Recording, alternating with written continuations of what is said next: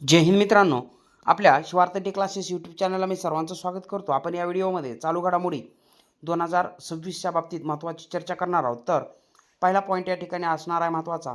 जागतिक आरोग्य संघटनेने म्हणजेच हुने 10 मार्च 2026 रोजी कोणता देश कुष्ठरोग मुक्त झाल्याचे घोषित केले? तर उत्तर असणार आहे चिली. दक्षिण अमेरिका या खंडामधला असणारा हा महत्त्वाचा देश आहे. तर IMP पॉईंट असेल मित्रांनो. आणि कुष्ठरोग हा कोणत्या प्रकारचा आहे ते आपण कमेंट सेक्शनमध्ये सांगायचं आहे. म्हणजे कुष्ठरोग हा जीवाणूजन्य आहे, विषाणूजन्य आहे, का आदिजीवामुळे होतो, का कवकामुळे होतो, हे आपण कमेंट सेक्शनमध्ये सांगायचं आहे. पुढचा पॉईंट आहे महत्त्वाचा. नुकत्याच पार पडलेल्या निवडणुकीत नेपाळचे नवीन पंतप्रधान म्हणून कोणाची निवड झाली? तर बालेंद्र शाह यांची निवड झालेली पाहायला मिळते. क्वेश्चन महत्त्वाचा आहे मित्रांनो.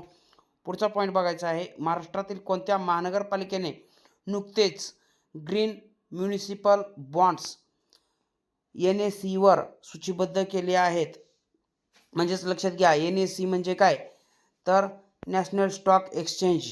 लक्षात घ्यायचं आहे की नाशिक महानगरपालिका हे आपलं या प्रश्नाचे योग्य उत्तर असणार आहे. IMP क्वेश्चन असणार आहे मित्रांनो, हा महत्त्वाचा असणार आहे. चला तर पुढचा पॉईंट आहे. केंद्रीय सांस्कृतिक मंत्रालयाने हस्तलिखित वारसा जतन करण्यासाठी कोणती नवीन मोहीम सुरू केली आहे? तर या मोहिमेचं नाव आहे ज्ञान भारतम मिशन. ज्ञान भारतम मिशन. पाचवा पॉईंट आपल्याला महत्त्वाचा लक्षात घ्यायचा आहे. भारतीय लष्कराने प्रत्यक्ष नियंत्रण रेषेवर देखरेखीसाठी कोणत्या नवीन तंत्रज्ञानाचा वापर सुरू केला आहे? तर या यंत्रणेचं नाव आहे AI ड्रिव्हन स्वार्म ड्रोन्स. पुढचा पॉईंट आहे महत्त्वाचा सहावा. केंद्रीय सांस्कृतिक मंत्रालयाने हस्तलिखित वारसा जतन करण्यासाठी, मित्रांनो हा प्रश्न डबल झालेला आहे, लक्षात घ्या. तर वरती आपण हा प्रश्न पाहिलेला होता. त्याच्यानंतर पुढचा पॉईंट आपण बघणार आहोत. त्या ठिकाणी आंतरराष्ट्रीय महिला दिन 2026 ची थीम जी काय होती किंवा मुख्य संकल्पना थीम काय होती? तर क्वेश्चन महत्त्वाचा आहे. Invest in woman accelerate progress. लक्षात घ्या, महत्त्वाचा पॉईंट आहे. म्हणजेच की महिलांचं सक्षमीकरण करण्यासाठी गुंतवणूक करणे आणि त्या ठिकाणी महिलांच्या प्रगतीला वेग देणे, महत्त्वाचा हा या ठिकाणी मुख्य संकल्पनेचा विषय लक्षात घ्यायचा आहे. तर पुढचा पॉईंट आहे. आंतरराष्ट्रीय महिला दिनानिमित्त महाराष्ट्राच्या उपमुख्यमंत्री सुनेत्राताई पवार यांनी कोणत्या पोर्टलचे उद्घाटन केले? तर या पोर्टलचं नाव आहे महिला सन्मान पोर्टल. लक्षात घ्या, IMP आहे क्वेश्चन. पुढचा पॉईंट आहे महत्त्वाचा. महाराष्ट्रातील कोणत्या जिल्ह्यात हत्ती रिसाला महोत्सव साजरा केला जातो? तर योग्य उत्तर काय असणार आहे? जालना या जिल्ह्यामध्ये हत्ती रिसाला महोत्सव साजरा केला जातो. क्वेश्चन महत्त्वाचा आहे. त्याच्यानंतर आपल्याला पुढचा पॉईंट पाहायचा. 2026-27 हे जे काही वर्ष आहे हे महाराष्ट्र शासनाने कोणते वर्षे म्हणून साजरा करण्याचा निर्णय घेतला? 2026-27 तर महापुरुषांच्या विचाराने प्रेरित सामाजिक समता समरसता वर्ष. म्हणजेच की IMP क्वेश्चन असेल मित्रांनो आपल्या पोलीस भरतीसाठी, सर्व सेवेसाठी. पुढचा पॉईंट आहे बघा. 7 मार्च 2026 रोजी 9वी आंतरराष्ट्रीय समता परिषदेचे आयोजन कोणत्या ठिकाणी करण्यात आले आहे? तर उत्तर असणार आहे दार्जिलिंग, पश्चिम बंगालमधील दार्जिलिंग. पुढचा पॉईंट आहे. भारत व सेशेल्स यांच्यामध्ये असणारा युद्ध सराव कोणता? तर या युद्ध सरावाचं नाव लक्षात घ्या, लामित्य. लामित्य युद्ध सराव भारत आणि सेशेल्स. त्याच्यानंतर पुढचा पॉईंट आपण या ठिकाणी बघूया. प्रश्न विचारला जाण्याची शक्यता आहे मित्रांनो, हा सुद्धा करंटमध्ये. गर्भाशय मुख कर्करोग रोखण्यासाठी कोणत्या राज्याने HPV लस देण्यास सुरुवात केली आहे? तर महाराष्ट्र राज्याने. लक्षात घ्या. पुढचा पॉईंट आहे. खेलो इंडिया ट्रायबल गेम्सचे आयोजन कोणत्या राज्यात करण्यात आले आहे? तर छत्तीसगडमध्ये या स्पर्धेचं आयोजन करण्यात आलेलं दिसून येतं. पुढचा पॉईंट आहे 15वा. सर्वाधिक वेळा T20 क्रिकेट वर्ल्ड कप जिंकणारा संघ कोणता ठरला?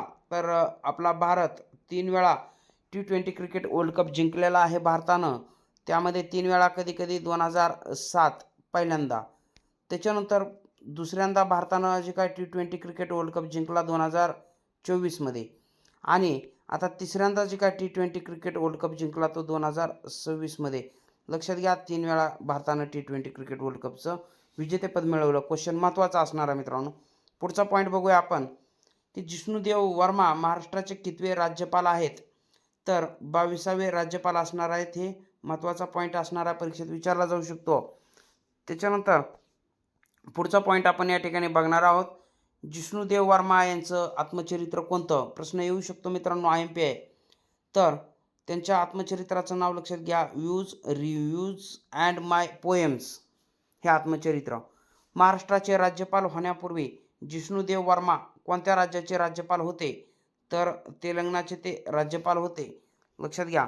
2026मध्ये 4थी महिला महाराष्ट्र केसरी कुस्ती स्पर्धा कोठे आयोजित करण्यात आली आहे?